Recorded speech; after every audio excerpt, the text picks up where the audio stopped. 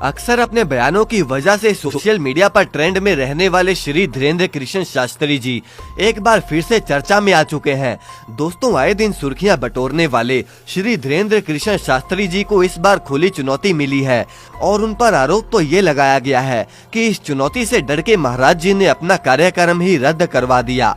अब आखिर ये मामला है क्या और श्री धीरेन्द्र कृष्ण शास्त्री जी ने इस पूरे मामले पर क्या कहा, आइए इसके बारे में हम जानते हैं। दरअसल दोस्तों, आप तो ये जानते हैं कि बागेश्वर बाबा अपने भक्तों की परेशानियों को दूर करने के लिए दिव्य दरबार लगाते हैं, जहां पर वो कई बार तो लोगों के भूतों प्रेतों को भगाते हैं और कई बार वो उनकी सहायता करते हैं।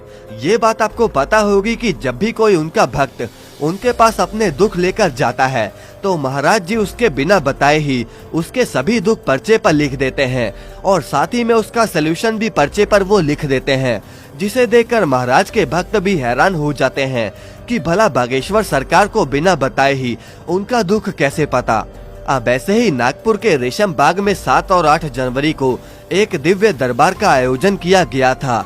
अब किसी ने आरोप लगाया कि महाराज ने दिव्य दरबार में चमत्कार करने का दावा किया। अब आखिर ये इतना बड़ा आरोप लगाया किसने? दरअसल अंधश्रद्धा निर्मूलन समिति, जो कि अंधविश्वास और जादू टोना के अगेंस्ट काम करती है, ये आरोप भी अंधश्रद्धा निर्मूलन समिति ने बागेश्वर सरकार पर लगाया। और सिर्फ आरोप ही नहीं, बल्कि उन्होंने पुलिस के पास पहुंचकर वीडियो सबूत के साथ शिकायत भी कराई है। कमेटी की तो ये मांग है कि श्री धीरेन्द्र कृष्ण शास्त्री जी के खिलाफ जादू टोना कानून के तहत मामला दर्ज हो और धीरेन्द्र कृष्ण शास्त्री जी को गिरफ्तार किया जाए। अब समिति का दावा है कि महाराज धीरेन्द्र कृष्ण शास्त्री जी को खुली चुनौती भी दी गई है। उन्होंने कहा कि वो ऑन रिकॉर्ड कोई चमत्कार करके दिखाएं और ऐसा करने पर उन्हें 30 लाख रुपए देने का वादा भी किया गया। अब समिति का ये दावा है कि महाराज ने चुनौती को स्वीकार नहीं किया। उनका कहना है कि बागेश्वर सरकार ने जरूरी काम का हवाला देकर 2 दिन पहले ही कथा समाप्त कर दी। अब इस पूरे आरोप पर श्री धीरेन्द्र कृष्ण शास्त्री ने क्या कहा, इसे भी आप सुन लीजिए। ये धर्म विरोधी लोग हैं, जो धर्म विरोधी होते हैं। हम 7 दिन वहाँ झंडा गाड़ने, तब उनको बाप मर गए, तब नहीं उन्हें हम ध्यान आए। को किसी प्रमाण पत्र की आवश्यकता नहीं है।